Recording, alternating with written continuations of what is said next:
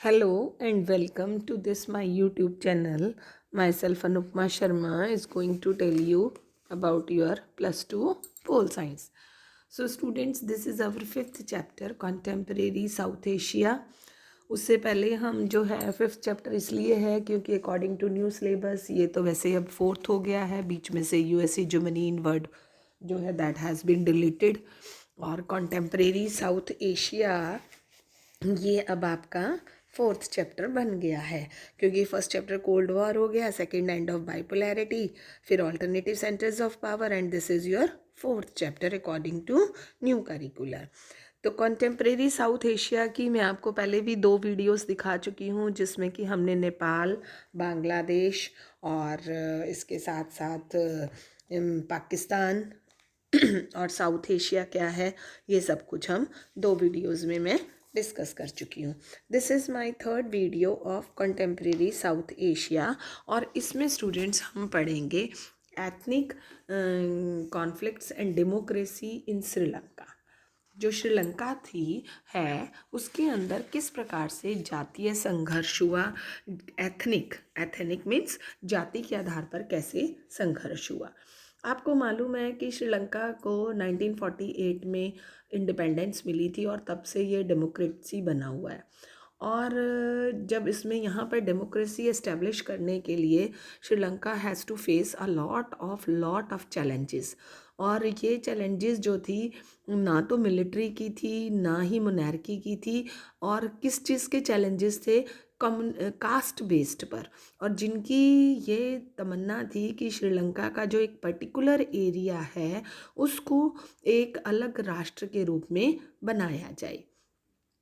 After independence जो श्रीलंका था उसकी पॉलिटिक्स पे मेजॉरिटी सिंहली कम्युनिटी का कंट्रोल था और वो लोग उनकी सिंहली के ही जो उनको ही फेवर्स कर रहे थे, उनकी विशेस को ही फेवरिज्म मिल रहा था, उनकी ही वेलफेयर हो रहा था। और ये जो लोग थे भारत छोड़कर श्रीलंका में बसी एक बहुत बड़ी तमिल आबादी के खिलाफ थी। एक ऐसी कम्युनिटी थी जो कि इंडिया को छोड़कर तमिल पीपल, लिट्टे जिनको कहा गया, वो श्रीलंका में एस्टैब्लिश हो गए थे। तो वहाँ पर तमिलों की जो एस्टैब्लिशमेंट थी वो उस श्रीलंका की इंडिपेंडेंस के बाद भी मतलब मेंटेन्ड रही। ऐसा नहीं था कि जब श्रीलंका को आज़ादी मिल गई तो तमिलों का माइग्रेशन ख़त्म हो गया, नो, इट वाज कॉन्टिन्यूड। तो जो सिंहली पीपल थे, नेशनलिस्ट ऑफ श्रीलंका जो सिंहली थे, उनको ये पसंद नहीं था। उनको लग रहा था कि they are outsider people so that they will not granted any types of rights. और श्रीलंका तो that is mainly basically Sri Lanka belongs to Sinhala community, not Tamilian. तो और तमिल के साथ जो था बड़ा एक क्या कहेंगे उसको, इग्नोर्ड, उपेक्षा वाला व्यवहार हो रहा था। तो जिससे क्या हुआ, Tamil people who were telling that कि हम तो जब इस देश में रह रहे हैं, यहाँ पर काम कर रहे हैं, सब कुछ अर्न कर रहे हैं और हमारी जो है अपलिफ्टमेंट यहाँ पर हुई है, तो we are also the part of Sri Lanka. तो इन्होंने एक बुलंद आवाज़ उठाई किसके लिए कि हमें भी राइट्स मिलने चाहिए। तो 1983 के बाद से लिट्टे जो था, तमिल लिबरेशन टाइगर्स ऑफ तमिलिलम, इसकी स्थापना हुई और श्रीलंकाई सेना के साथ सशस्त्र संघर्ष कर रहा था। और मतलब एक मिलिट्री रॉयट्स थी श्रीलंका की सेना के साथ और एक इन्होंने तमिल इलम की डिमांड की थी। श्रीलंका के जो नॉर्थ ईस्टर्न पार्ट था, नॉर्थ ईस्टर्न पार्ट पर लिट्टे का कंट्रोल था and that's why they were interested that it should be a separate country. Sri Lanka की जो प्रॉब्लम थी that was mostly connected with India. क्यों? क्योंकि इंडियन जो लोग थे, तमिल पीपल, उनका बेसिकली वो वहाँ के इंडियन के ही थे। तो इंडियन गवर्नमेंट के ऊपर बहुत प्रेशर था कि वो लिट्टे को सपोर्ट करे।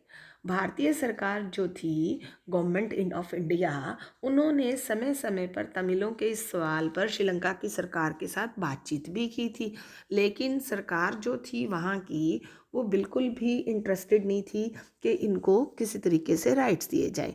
But after the interference of Indian government in 1987, Sri Lanka जो थी गवर्नमेंट, वो तमिल की प्रॉब्लम्स को सॉल्व करने के लिए तैयार हुई।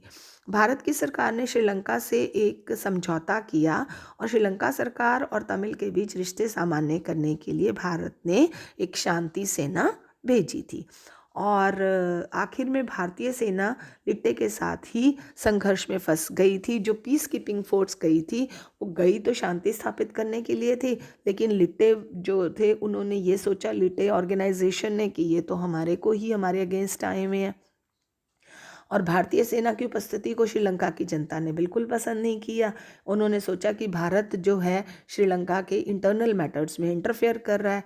तो 1989 में भारत ने अपनी पीस कीपिंग फोर्स को बिना अपना एम अचीव किए हुए वापस बुला लिया। एम क्या था? To establish peace there.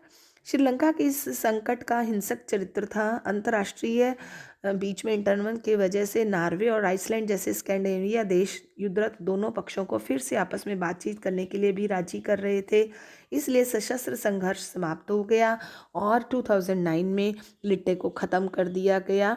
लेकिन इतने सारे क्लैशेस, इतनी स्ट्रगल के बावजूद भी श्रीलंका का इकोनॉमिक लेवल जो था वो बढ़ता ही चला गया। ऐसा कुछ नहीं हुआ। ये देखिए, Sri Lanka exist continue to be violent, however international actors, particularly the Scandinavian countries such as Norway and Iceland, tried to bring the warring groups back to negotiation. इतने ही सब कुछ होने के बावजूद भी श्रीलंका के अंदर आर्थिक वृद्धि, इकोनॉमिक सिस्टम और डेवलपमेंट ने बहुत अधिक इम्पॉर्टेंस हासिल की थी। सबसे बड़ी बात तो श्रीलंका ने क्या की कि अपनी पॉपुलेशन को कंट्रोल किया और पॉपुलेशन कंट्रोल करने में सक्सेस भी रहे। और ऐसा करने वाला श्रीलंका जो था एक डेवलपिंग कंट्रीज़ में फर्स्ट था। उसके बाद साउथ एशिया के अंदर श्रीलंका एक ऐसा एग्जाम्पल है, एक ऐसा सिस्टम है जिसने कि लिबरलाइजेशन को सबसे पहले अडॉप्ट किया। Home wars, civil wars Sri Lanka के अंदर थे। स्टिल दैट जीडीपी जो था वो सबसे ज़्यादा है श्रीलंका का साउथ एशिया में। और इंटरनल मैटर्स की स्ट्रगल के साथ साथ भी श्रीलंका के अंदर द मोस्ट इम्पॉर्टेंट थिंग क्या हुई कि इसने अपना डेमोक्रेटिक सिस्टम को बनाकर रखा। इन अदर वर्ड्स, फिर कंक्लूड करती हूँ कि श्रीलंका के अंदर जाति के आधार पर बहुत अधिक स्ट्रगल्स रहे और वो जातिगत संघर्ष भी भारतीय ही बेसिक जो तमिल पीपल थे उनकी वजह से हुए थे, लिट्टे की वजह से। और श्रीलंका ने उनके ऊपर अपना कंट्रोल कर लिया था। भारत ने अपनी पीस कीपिंग सेना भेजी थी, लेकिन वो सेना अपना लक्ष्य को हासिल किए बिना ही वापस आ गई थी। और श्रीलंका इतने सब कुछ सिविल वॉर्स के बाद अपने इंटरनल प्रॉब्लम्स के साथ साथ भी अपनी डेमोक्रेसी को मेंटेन करने में कायम हुआ था। सो स्टूडेंट्स, अब हमारा नेक्स्ट टॉपिक है, that is India Pakistan conflicts. India Pakistan के जो बीच के संघर्ष हैं वो मैं ये कहूँगी कि जब से हमें आज़ादी मिली है तब से ही चल रहे हैं।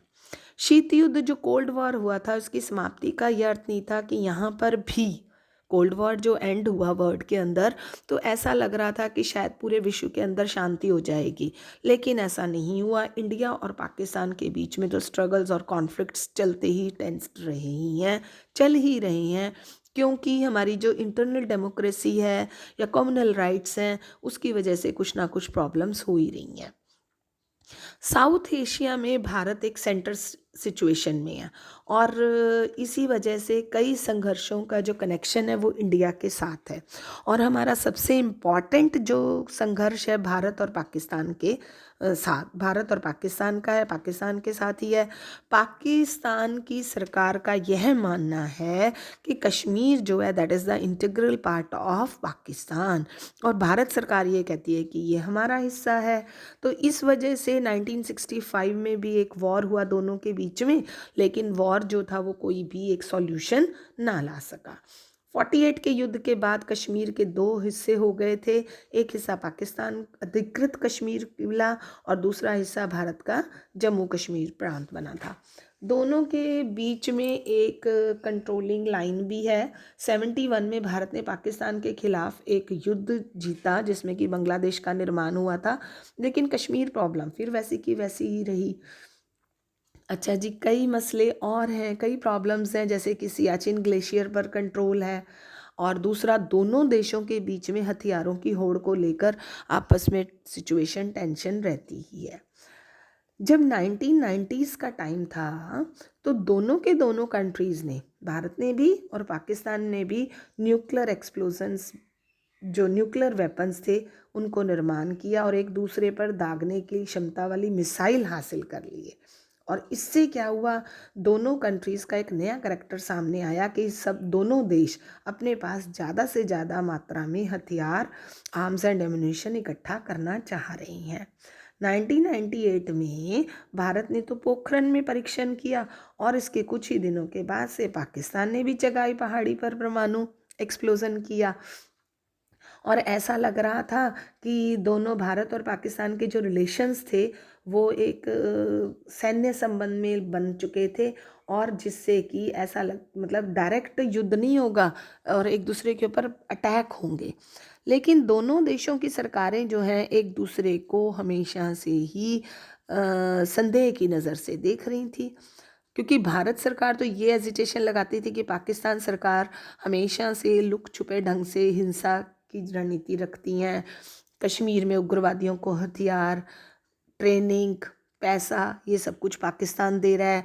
भारत के अंदर जो टेररिज्म है वो भी पाकिस्तान का फैलाया हुआ है और टेररिस्ट को प्रोटेक्शन पाकिस्तान दे रहा है। और भारत सरकार यह भी मान रही थी कि पाकिस्तान ने 1995 की जो टाइम था 10 साल का, उसमें खालिस्तान पंजाब में एक जो प्रॉब्लम हुई थी, उनको उग्रवादियों को हथियार और आर्म्स एम्यूनिशन दी थी, उनको पैसा भी दिया था। और जो पाकिस्तान की ISI है उस पर भी बांग्लादेश और नेपाल की गुप्त ठिकानों से पूर्वोत्तर भारत में भारत विरोधी अभियानों में भी लगी रही है। और पाकिस्तान की सरकार भारतीय सरकार को कहती है कि सिंध और बलूचिस्तान में जो हमारे देश में समस्याएं हो रही हैं वो इंडिया का हाथ है। तो एक दूसरे के ऊपर आरोप प्रत्यारोप चल रही हैं। और इसके साथ साथ वाटर का डिस्ट्रीब्यूशन जो है उसके ऊपर भी तनातनी है। 1960 तक दोनों के बीच में सिंधु नदी को लेकर तीखे विवाद हुए। फिर 1960 में विश्व बैंक की मदद से भारत और पाकिस्तान ने सिंधु जल संधि पर दस्तखत किए, और यह संधि भारत पाक के बीच कई सैन्य संघर्षों के बावजूद आज भी बनी हुई है। जो सिंधु जल संधि हुई 1960 में, still so many problems it has been running today till.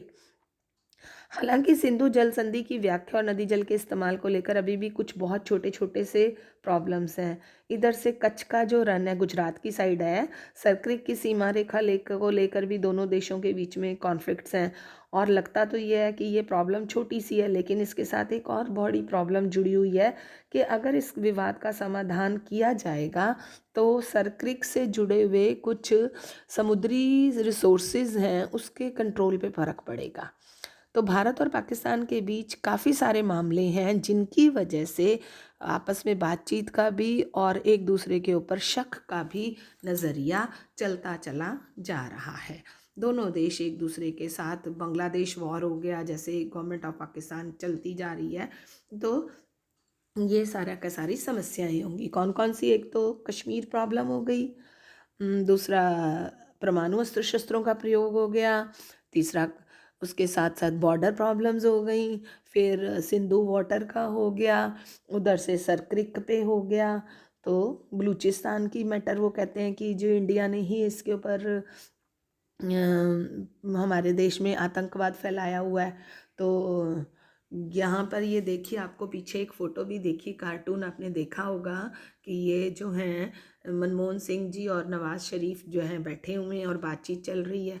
तो इस तरीके की भी समस्या है। तो स्टूडेंट्स, मैंने अपनी इस वीडियो में नेपाल का और भारत और पाकिस्तान के जो कॉन्फ्लिक्ट्स हैं उनके बारे में आपको डिस्कस किया है। तो आई होप आपको समझ में आ गया होगा और सब कुछ क्लियर हो गया होगा।